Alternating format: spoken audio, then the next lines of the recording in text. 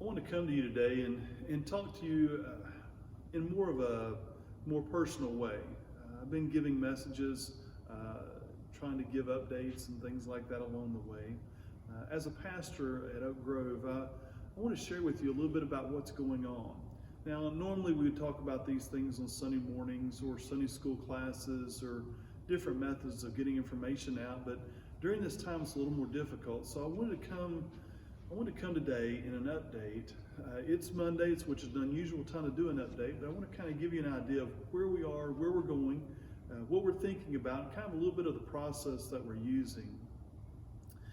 First off, worship doesn't look like it has in the past. It's a no-brainer, but it also understand it's not going to look like it's looked in the past for probably quite some time. So how do we as a church transition during that time? What are we doing as leadership to talk about that? And last week with the governor beginning to make announcements, to release us to be doing more, to engaging more as a community, as a society. Last week was the restaurants. As a church, we've been talking, our leaders have been talking about how do we begin this process of re-engaging as a community of believers, both with our community as a whole, but also especially within the church itself. We were hoping for guidelines from the governor last week, and instead he announced that he's going to give them this week, which doesn't give us as many specifics as we would like, but there are some things that we do know that are coming out of his office from people that we know in that area. One of those things is that even though we are going to be able to go to restaurants and do a few more small business things, we are not going to be taking away the social distancing. That's going to last. That probably is going to last for quite some time, probably until we have a vaccine or some way to treat this disease, quite honestly. So as a church, we talk about re-engaging. So as a pastor, I call together the church council and the chairman, the vice chairman, and secretary of our deacons. We gather together in a room. That gives you the staff, our main leadership of our church, and we begin talking about how do we come back? What is the next steps? So right now we've been doing online church. We have our worship services on Facebook Live or YouTube. We've been doing it over the phone, and we'll continue to do that. Understand that those methods for sharing the gospel are going to continue for quite some time. What do we need to add to that? Some are going to want to know, when are we going to go back to the sanctuary? We're ready to get back to the sanctuary, but as a church, as a pastor, as leaders, we're cautious about that. We're not doing it out of fear. We're trying to do it out of making good decisions with people's health. Because we realize that as leaders, the moment we say we're all going to gather back at the church, a lot of older people, a lot of people who have been a part of this church for years and years are going to come back as soon as we open those doors, and we're so excited for that, but we need to make sure that when everyone comes back, we do it in a safe way. And we're very excited for that to happen, but we want to be safe in doing that. Along those lines, what we've discussed is this coming Sunday, we're going to do a drive-in church. It was kind of the next step. We've been doing online church. We were originally going to do drive-in church for Easter and the week before Easter, but with the announcements from the governor and the announcements from the mayor of Hawkins County, we didn't feel right doing a drive-in church at that time, especially with them having just announced social distancing and safe at home type measures. But we're going to try that this Sunday. That'll be May the 3rd, and we're very excited about that. We're going to do that at 11 o'clock. Now, some of you are going to say, look, I enjoy watching it on the television at home or over the computer. I want to say, great. Continue to do that if that's the way you want to watch. I don't blame you. Sit down in your socks and be comfortable and get you something to drink and be a part of worship that way. But for others, you're ready to engage, at least on a limited basis, with the community as a whole, the church as a whole. If you would like to be a part of Drive-In Church this coming up Sunday, we want you to come be a part, but understand you're going to stay in your cars. We're not going to bring out lawn chairs. If you want to sit in the back of a truck, that's fine. But we are not going to use this as an opportunity to come and get close to people or in people's faces. We're going to remain the cars 6 feet apart. And so understand that it's going to be church, but it's going to be church on a limited basis.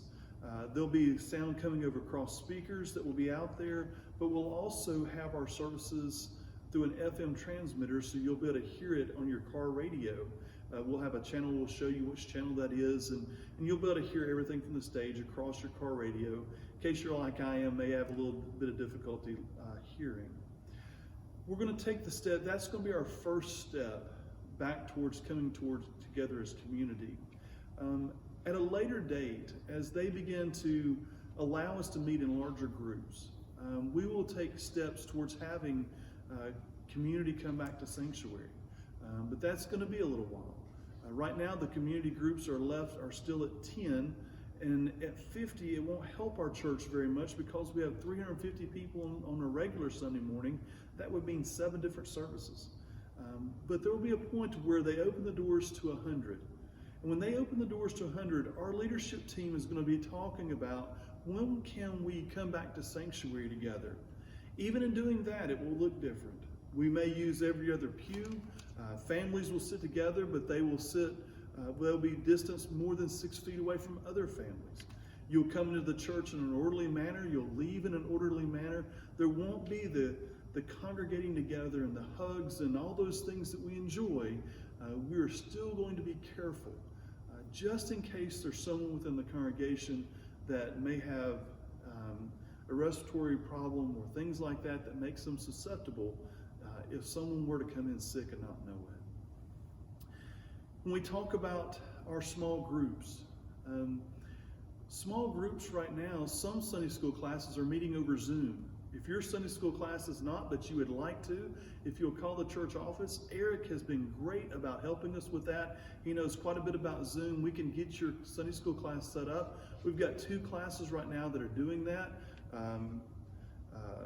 The young adult Sunday school class is doing that, but also Diane Holcomb's Sunday school class is doing that. We have the children's classes are beginning. Their teachers, some of their teachers are talking about doing that with the kids at a certain time during the week. Other teachers are going to mail out information to your kids or mail out ways of connecting, and they'll talk about doing small groups like that. But the idea of coming back together as a Sunday school class in the church may take a little while. It may mean several more weeks before that happens. So find ways to connect with your Sunday school class over video, over a distance, and know those kind of things. People have also asked about the Ocoee trip for this summer. The Ocoee trip was called off, not by us, but by the people in Ocoee. They are limiting the number of groups that they're going to have this summer. Our group was one of the groups that got cut. They're not going to have it the first 3 weeks of June for sure. We were in the 3rd week of June. The Ocoee trip will be off. Vacation Bible School, we're not sure how that could possibly happen right now.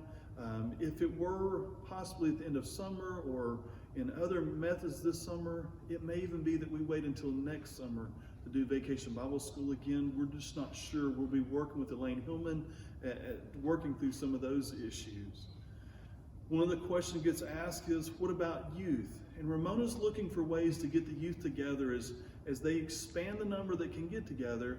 She may do some outdoor events, things off campus, to where the youth can gather together, see one another. Right now, she's doing things to where she connects on a regular basis with a morning verse. I know that she took out care bags to a lot of the youth. Hopefully your youth was a part of that. She's doing what she can to try to connect with the youth on a limited basis. When we talk about a church, one of the things that we also talk about is our offerings. And let me say thank you. Thank you so much. As a church family, you have responded in a terrific way. In the month of March, we met we were within $1,600 of meeting through offerings what we spent. And so our offerings and our expenditures were within $1,600 of each other. For the month of April, you've been kind enough to give $46,000 this month. that's about what we're going to spend this month. So we have met our expenditures. We are not falling behind as a church. And it's because God has blessed us, and as a people, you've responded. And I just want to say thank you for that. Just what a blessing to be a part of that. We're not getting way ahead, but guys, we're not falling behind either. God is meeting our needs right on time, like He always does. The final thing I want to talk to you about is this. We've been talking about ways how to connect. How do we minister during this time? Over video and social media. I've been working with some of our IT guys, and what we've come up with is this. We're going to have a pound symbol. It's not a pound symbol, I'm sorry. That just shows you kind of who I am. A hashtag. We're going to have a hashtag, and it's going to say hashtag Engage Oak Grove. And what we're asking for is this.